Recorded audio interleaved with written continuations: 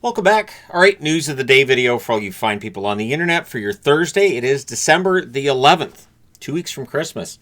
All right, so starting off at the top of the board and the reason for the San Jose jersey. We're going to get the San Jose Sharks, the Toronto Maple Leafs tonight. Might Ryan Reaves be motivated to have a good game? Might he be motivated to drop the gloves or score a goal or get a really nice pass? Either way, Reaves said that last year, towards the end, basically the Leafs told him that he couldn't play in the NHL anymore. So before they traded him to San Jose, they told him you're not an NHLer anymore, which I've heard that discussion. I've heard that conversation with Ryan Reaves for years. There definitely were points last year where the Leafs would have him in the lineup, and there were arguments about why is he in the lineup. I seem to remember Nick Robertson being one that was healthy scratch here and there, where Ryan Reaves was in. He does say, Ryan Reaves says he holds no grudges, and that he's more comfortable with the Sharks. Says he can play more of his game and play the way that he's comfortable playing. So we'll see how he does tonight against Toronto. The Sharks are a team with a decent record this year. I do think Reaves has been a good addition for them.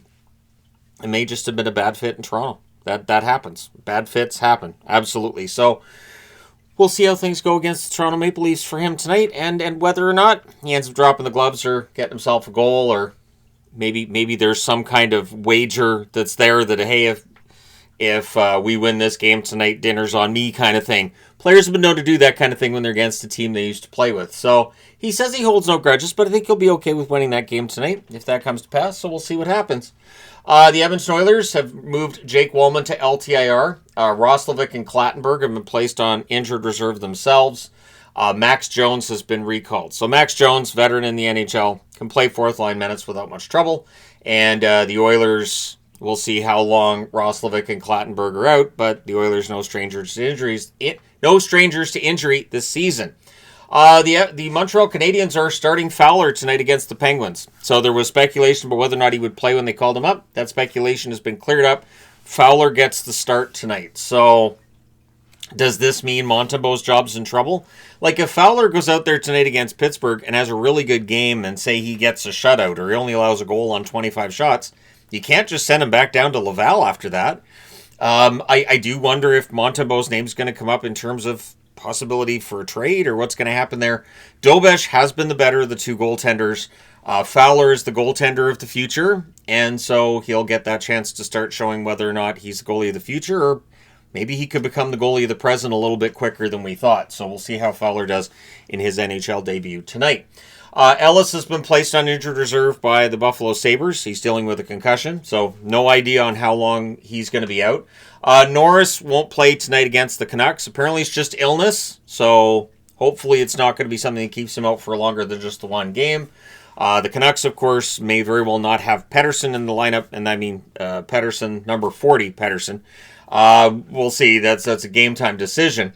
Timo Meier has taken a personal leave from the New Jersey Devils, and he's saying it's to attend to a family matter. They're not giving us any information outside of that, which is perfectly fine. It's well within his rights to keep that private. I do hope everything's okay with Meier, family and friends, and anybody that's being affected by whatever it is that he needs to go and attend to. Hopefully he'll be back with the New Jersey Devils sooner rather than later. This is a New Jersey team that's very, very different without Jack Hughes, and without Hughes and Meier, that's really going to test how much of an attack they have. And so, we'll see how long he ends up being out. Brock Besser is considered a game-time decision, but when I read he's being, like Adam Foote said, he's being checked for appendicitis. Appendicitis is supposed to be some of the worst pain you can have, period. So if he's being checked for appendicitis, I don't think he's playing tonight. I think probably not, so they may not have Besser, they may not have Pettersson, but at least they're getting Demko back. Demko's getting the start tonight, so Tolopilo's been sent back down to Abbotsford. As an Abbotsford fan, I'm grateful. So, Wu back on the blue line, Tolopilo back in net. Maybe Abbotsford can start getting at least a couple of wins. But either way, Demko being back is a good thing. It's a shame that there's so many other injuries the Canucks are dealing with at this point in time, and have been all season. Leonard of the Washington Capitals, it's shoulder injury for him, of course. It's been revealed he's out 3 to 4 weeks. So it was indefinite, now it's 3 to 4 weeks. So not worst case scenario with the shoulder, but definitely not something the Caps are going to be overly happy about. The good news being for Washington, they play really well in their system. They're a very smartly coached team. I think they'll be perfectly fine. And once Leonard's back in a month's time, I would think they're still in a playoff spot. May very well still be first in the division. Washington's been quite the story over the last season and a half now, and so I expect them to be fine while Leonard is out. Victor Hedman's back on injured reserve for Tampa. I haven't seen any revealing of whether it's upper body or lower body. This one's just undisclosed. I'm guessing he aggravated whatever it was that kept him out of the lineup for a while before that. Not that they're telling us. So this means Tampa's recalled Carlisle. Carlisle's back up with the team. Hedman being out is tough, but they did have that winning streak without Hedman, so they've already shown that they can play without Hedman, and hopefully he's good to go soon, especially considering he's going to want to play at the Olympics, so you want Hedman to be healthy for that. Boone Jenner's finally been activated. It feels like I've been talking about Jenner for like at least a week and a half, 2 weeks. He's been activated from injured reserve, so he's going to be good to return to the lineup for Columbus. This means one of my favorite names in the National Hockey League, Del Bell Blues, has been sent back down to Cleveland of the American Hockey League. Boone Jenner, of course, captain for the Columbus Blue Jackets, should help them. They're going through a bit of a time in terms of finding the victories they need to get above the playoff line, so maybe getting Jenner back in the lineup will help. This is an interesting topic. The Winnipeg Jets are in talks with the NHL to get their records back. So when the Winnipeg Jets moved to Arizona, in the initial Winnipeg Jets, the first Winnipeg Jets, the WHA Winnipeg Jets, when they moved to Arizona, the records went to Arizona with them because there wasn't a team in Winnipeg to replace them until the Atlanta Thrashers moved to Winnipeg.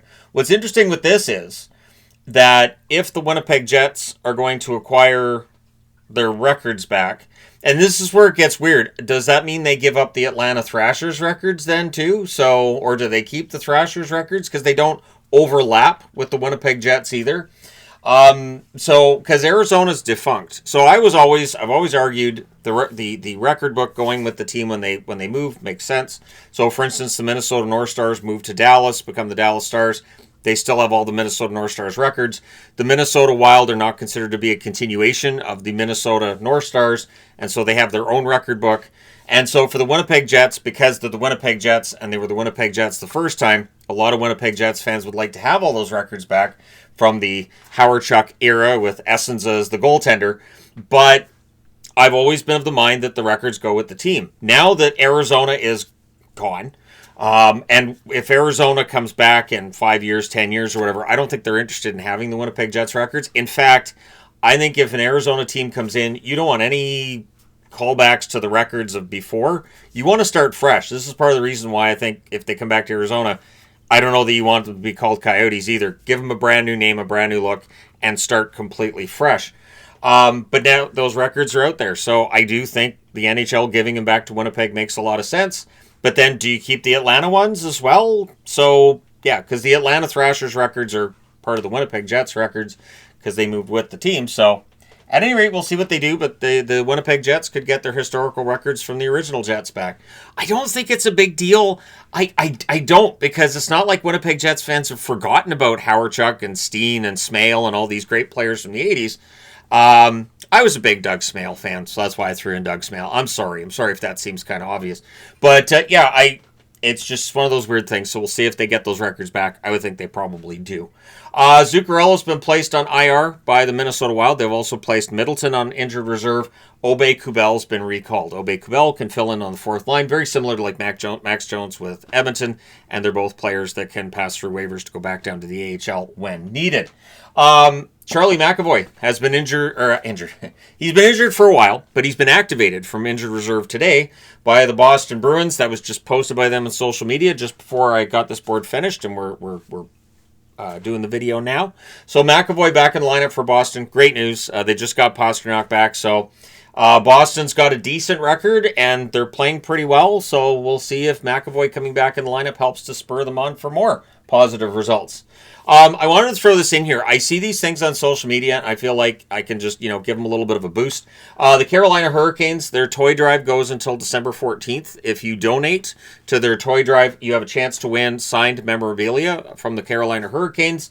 I do love this. At this time of year, every team is doing something Christmas related. There's very often, prizes for helping out.